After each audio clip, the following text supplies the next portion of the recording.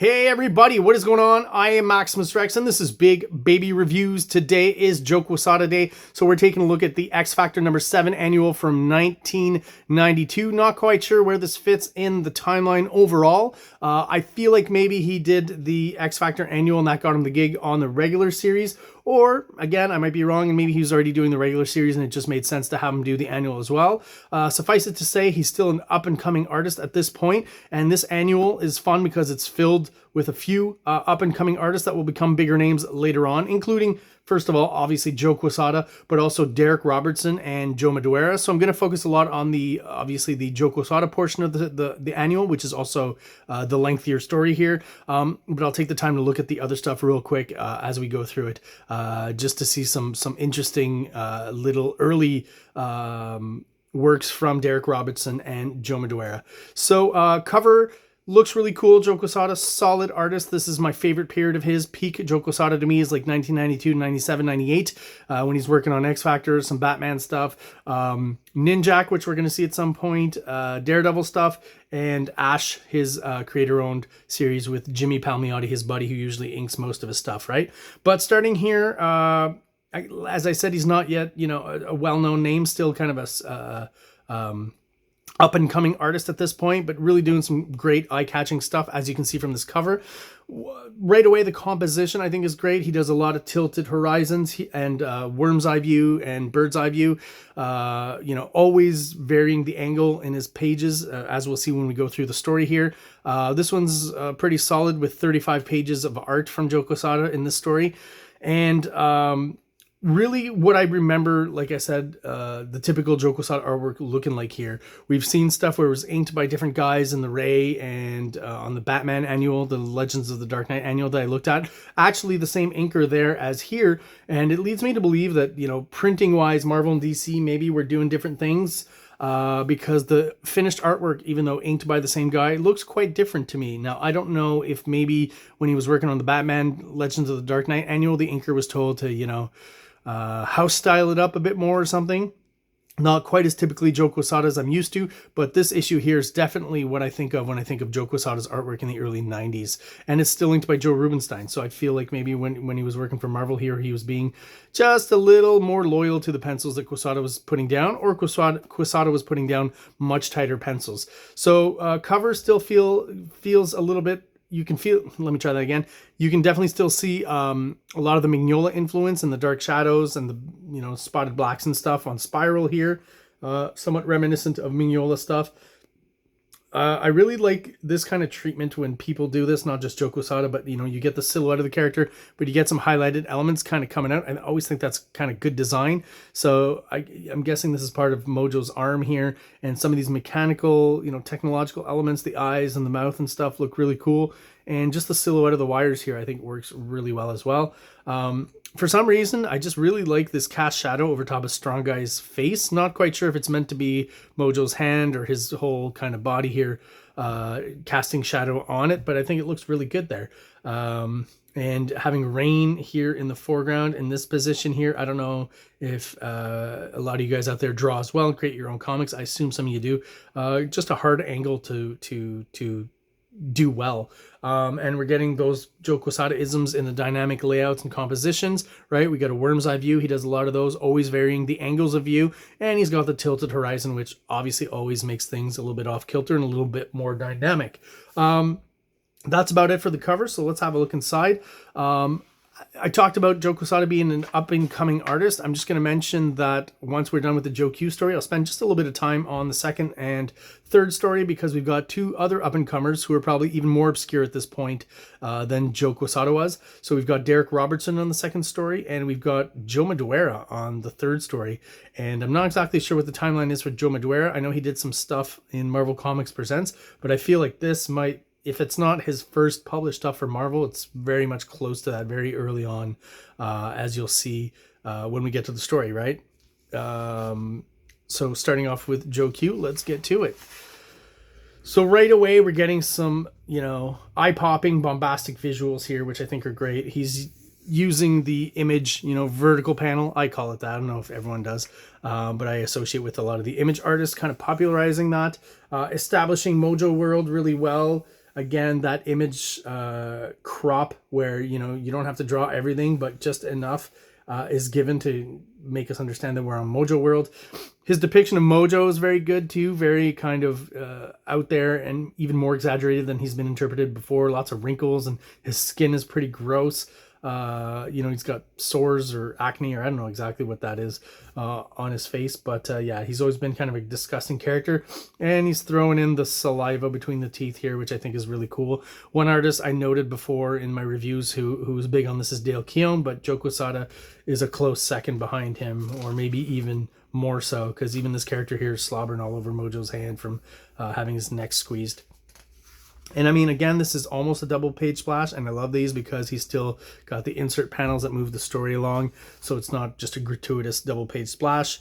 Some great shadows here. Once again, like I said, very reminiscent of Mike Mignola in as far as where the shadows fall, and using those you know, big spotted blacks and lots of them.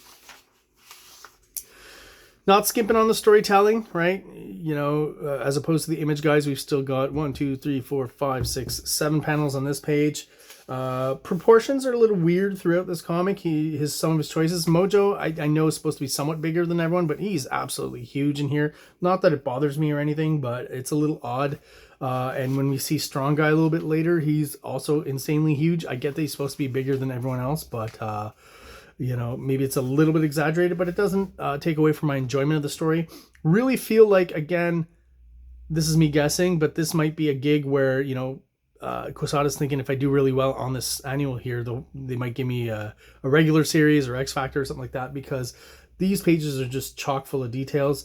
Love the screen here that they're looking at the X-Men. You see, you know, Quesada's interpretation of Wolverine looks pretty cool. And the X-Men Psylocke and Gambit back there. No shadows at all, no blacks spotted here because it is a screen that helps to differentiate it from the rest, right, which is very heavy on the shadows. So that works really well. And just all these screens and wiring and stuff and extra detail it really works for me, and I think looks really cool and really adds to the scene. Again, another shot where he's using just very dramatic shadows on Mojo and this character here that look really good. And again, using that tilted horizon, which he'll be using all throughout. Great down shot here. I've mentioned many times before how hard those are, I think, for me anyways. So when I see something that's so well drawn like this and so successful, I got to point it out. All the tech and stuff, just lots and lots of detail in the backgrounds as well. Like this whole section here, somewhat reminiscent. Sometimes when I see this kind of look here with the circular kind of tubes and stuff, it reminds me a little bit of Frank Miller and Ronin. And I mean, every artist in the early 90s was influenced by Frank Miller in one way or another. So I have to think maybe he's taking a little bit of this from Ronin, maybe Star Wars too, right? I don't know for sure. And to just have a straight up silhouette of Mojo here works really well in contrast to the finicky line work that he's doing for the technology in the background there. So now we get a more kind of pedestrian kind of scene with X Factor just having breakfast here. Establishing shot, let's keep it simple, right? There in Washington, he's drawn the Capitol with a bit of leaves around it here. This seems familiar. Familiar to me? Did he do something like this in Ray? I might be wrong there. I don't know for sure. You know, but even with this pedestrian scene, look at how he changes the angles, right? So here we've got a pretty much head-on shot. Got a tilted angle here, another head-on shot, a down shot, bird's eye view here, and another tilted horizon there. So, you know, even with the pedestrian scenes, he's really good at varying the angles, tilting the horizons, just to create that sense of dynamism and that 90s kind of exciting style that he's definitely incorporated into his own stuff. So I feel like, you know, he's got some influence from more classic comic book artists like Frank Miller and guys like that, the veterans at this point, and he's definitely looking at what the Image guys are doing, incorporating some of that as well. Love this shot here. I'm just going to point it out because the amount of detail and elements that he's drawn on this page could get very confusing, but to me works really well and is very well differentiated and easy to read. You know, throwing in a leg in the foreground here for good measure, just to create that layering, but each of these elements helps to add an extra layer to the image, which makes it very complex and very layered, basically. Get a nice kind of sexy shot of Val here, who is kind of X Factor's government liaison, right, at this point in their history. But like sometimes to, leave some negative space here in some of the compositions down here, and having the overlapping panels a la Todd McFarlane work really well, but never confusing. Very detailed without being, I wouldn't say it's like a noodly style like McFarlane. There's a lot of line work, but I feel like each line is there for a purpose, and the artwork remains clear and easy to read throughout. Occasionally, I feel that even early on in his career, he might be using photo reference here and there. I feel like this shot here up close of her face is possibly photo referenced, but still within the confines of what he's doing, with the regular artwork all the way throughout. That's probably more imagined, right? So that still works really well. Not like his newer style where it's, he seems to be a slave to the picture much more.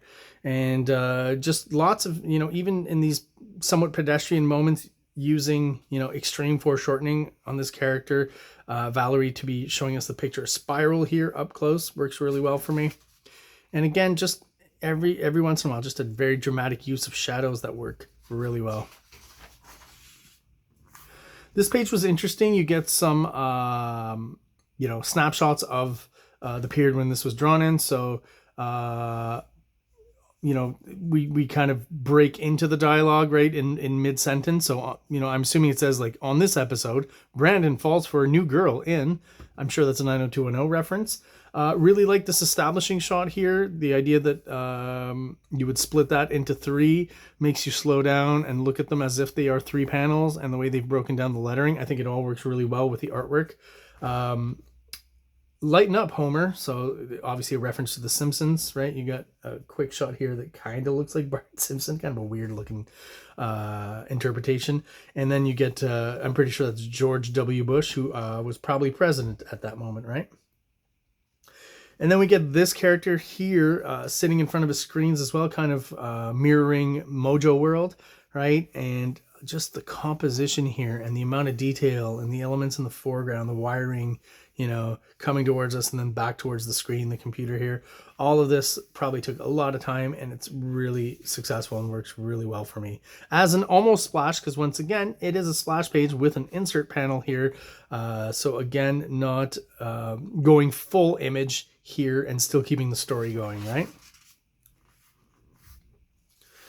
Even here with just a regular character, the way he throws whatever this is, and his arm, the dynamics of this here work really well for me, look cool. And then boom, we get spiral. We get another almost double page splash here. This trick, I think I've seen him do it before in the Ray, right? Where he kind of, he's not exactly creating a double page splash. What he's doing is he's stretching a splash a little bit onto the next page, but then kind of doing, a unique layout and composition here that would work just on one page, but it allows him to stretch out, this double page splash big image, and add just the little bits here that really count. The glasses in the foreground here that help to layer the image. And again, a character from this angle drawn like this is pretty hard to be successful at, and I think he does it really well here. All of these shots, it's like he's establishing every character, every the different elements of the story. Mojo, the character from before, and now X Factor, almost in the same way. He's kind of introducing them almost, with a splash, but then with those insert panels. Really cool design on the X Factor flying car here. I think that looks really awesome. Joe Quesada, known, I think, for his awesome designs. I think he designed these costumes. No, excuse me. Larry Stroman designed these costumes here. So they're very 90s for X Factor, but yeah, not designed by Joe Quesada. At least I don't believe so, unless he modified them a little bit when he got onto the title. So here's an example of just how big Strong Guy is compared to everyone else, right? But just the insane kind of angle tilt, and layering of this image and the technology and stuff is just great. I mean, I really feel like he's spending a lot of time on these pages and putting in the work, and again, maybe trying to impress Marvel to get on the regular series. So another good angle here on the car landing here. Car looks consistent to what we've seen before. Looks great. Always very dynamic with everything he does. The way he uses the fire and the smoke and stuff to just, again, create excitement, and layering is just great.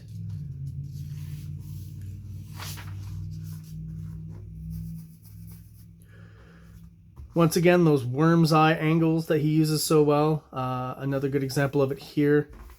And then boom, you know, I feel like he's going with a set structure, a set way of laying out the pages, you know, where he's like, I'm going to do a splash page, but I'm going to add those panels here just to so no one feels cheated and no one feels like I'm going full image here with my splash pages and double page splashes. But yeah, introducing the team here kind of officially in action, and everyone's got a great pose. Everyone looks great. Just again, this is what I was talking about, strong guy being like insanely huge, right, compared to the others. Just, you know, his head is like 5 times bigger than anyone else's head, so little weird. I think, to me, from what I remember from Strong Guy, is maybe his body's really big, but his head should be somewhat proportionate to the other characters. He was always kind of seen as the guy with a huge body and the small head, right? So basically, X Factor confronting Spiral here. Valerie as Cable, almost, is kind of what I feel like that look is. You know, all of a sudden, you know, she's not dressed up as a government agent with her suit and skirt and stuff. She's just dressed to kill here. The bandana and everything, kind of a funny look, but looks cool and it works. Some interesting use of, you know, just visual cues and designs for, you know, Spiral using her teleportation powers here. I think those are pretty fun. Again, just a small vertical panel, but just the crop is just exactly what we need. You know, basically giving us a shot that Strong Guy is, you know, somewhat angry.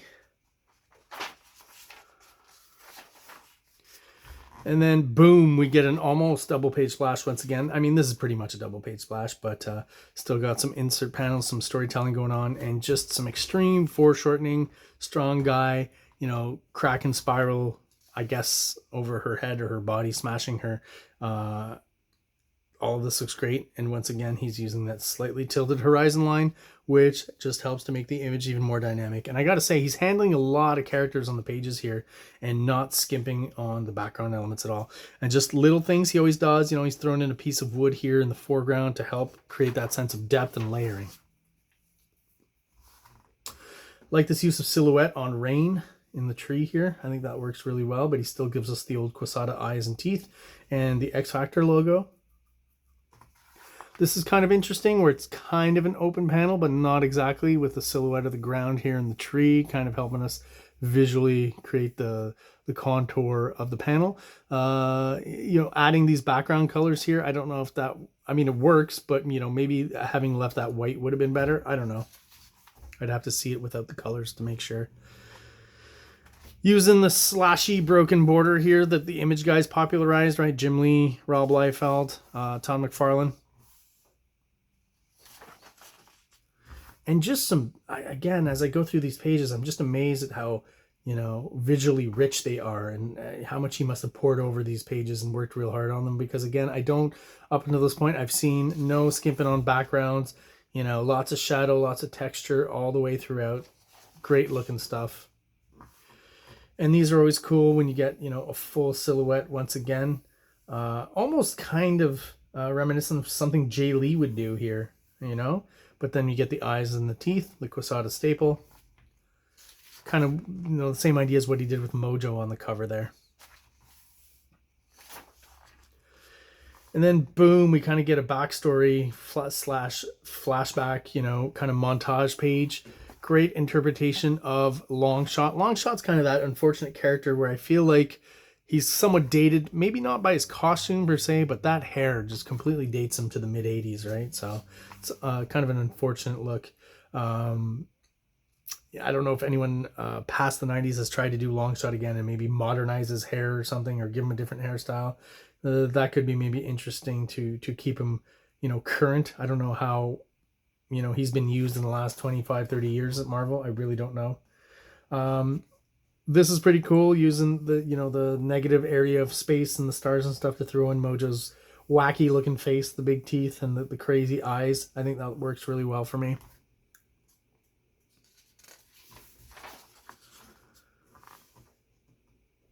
And yeah, these are the up close shots where I almost feel like, you know, with the eyes, once again start to feel like they're almost photo referenced, even though, you know, the no one's got red eyes like this, and you know, black, the white of the eye being black. But for some reason I feel like he's going for emotion and realism, so he may have looked at a photo reference for that. But I still think it works well with the art all around it. That's, you know, it's well integrated. But yeah, all these pages, man, all this Kirby crackle and excitement here works really well for me. I don't know about the color holds on these characters here in the negative space. I don't know how well that works, because, you know, you can kind of make out 2 or 3 characters here, but not so much here. It's a little more confusing. And to have, you know, split colors here at weird parts of the body is just doesn't help it at all. But that's more of a coloring thing than a Joe Quesada thing. And there we are, guys. We're on the last page, and X Factor back in their car and flying back to the Washington, you have to assume. And again, some interesting vertical panel layouts here, getting bigger and bigger, and you know, an image style page, I guess, if there ever was one here. And that's it for Joe Quesada in this issue. We get a cool Bill Sienkiewicz pinup here of Quicksilver, so that's why he's kind of tripled up and going so fast. Bill Sienkiewicz for me is hit or miss. I like a lot of his stuff, but some of it sometimes I feel like is just a little bit too sketchy and maybe not quite as refined as it should be. So this is the story I'll go quickly through, but that's drawn by Derek Robertson, who would go on to listen, I know most for The Boys, I guess. And I mean, early on, you can see this is pretty, you know, close to later stuff he would do, right? He's already got kind of the facial expressions and the way he draws faces kind of established here. Maybe insofar as some of the layouts and the details, it doesn't work quite as well. But I definitely recognize Derek Robertson and him being pretty good at just facial expressions in general. But, you know, then you get to some panels like, for example, you know, this one here where it feels a little bit more amateurish, I guess, and you know, not quite as detailed and shadowed as his stuff would become later on. Still early in his career, right? And probably not the most interesting story to draw, but hey, you get a gig as a young up-and-coming artist, and X Factor Annual, you're going to take it. And I'm sure at this point in his career, he was really trying his best here. Yeah, I really do recognize, you know, the Derek Robertson faces. Another pinup by Bill Sienkiewicz, who actually created the design for Strong Guy. So I feel like here you can see like the head is almost proportionate to the other guy, but it's his body that's really big. These are just the kind of pinups that I feel like Bill Sienkiewicz with the Quicksilver one is just dashing out really quick, which is fine because, you know, again, if you're an artist and you're getting paid by the page or by the illustration, you know, the faster you work and the faster you get them out, the more money you're making, right? Here is the story featuring Joe Madureira's artwork. So this is interesting in that I can recognize it as being Joe Madureira, but I don't yet see any of the manga influence that he had. So I have to wonder if at this point he hasn't discovered yet or hasn't tried to work it out and work it into his artwork. And it's still very early on. I mean, he's probably like 15 or 16 when he's drawn this, honestly. So, you know, maybe I see still a little bit more like Art Adams influence than the manga influence that we'll see in his artwork later on. And just your typical kind of bully story. Kid gets bullied and Strong Guy, you know, comes to help him out. His interpretation of Strong Guy, not quite consistent. Sometimes his face is maybe too long is how I would describe it, right? Maybe it should be a little rounder, more scrunched up. And again, size-wise, I mean, he's pretty big here compared to the kid, but, you know, as opposed to Joe Quesada, who draws him, probably would draw him about 5 times bigger here. But yeah, so Strong Guy basically in the story comes to this kid's aid and scares away the bully, right? That's basically what's going on here. And then Strong Guy figures out that this kid has become a bully because, you know, everyone knows he's backed up by Strong Guy. So he's not too happy about that. And that is it for this short and sweet story from Joe Madureira. As I said, I don't yet see the manga influence, but, you know, few little hints of what he'll become later on. Another pinup here by a Steve Leialoha, I'm pretty sure is how we say that. Pretty cool, pretty solid artist who unfortunately never really got, I think, the credit he deserves in the comics industry. Never really became a big name. All right, well, there you go, guys. That is the end of my review of X Factor Annual number 7. If you're still watching and you are subscribed, thank you so much. I really do appreciate the support. If you're watching but you are not subscribed, please like and subscribe below. It only takes a quick second for you, really helps us out, helps the channel grow, and helps get us out there to other people who are into comic books just like we are. So thank you very much for watching, guys, and have yourselves an awesome day. King Comics presents Big Baby, Volume 1, Issues 1 to 13, 204 pages of story and art. King Comics also presents Star Crasher one-shot, 32 pages, cosmic sci-fi surrealist adventure. You can find these fine comics at KINGCOMICS.CA, at MaximusRex13 on Instagram, or on Facebook, MaxRex or Big Baby. Like, subscribe, subscribe.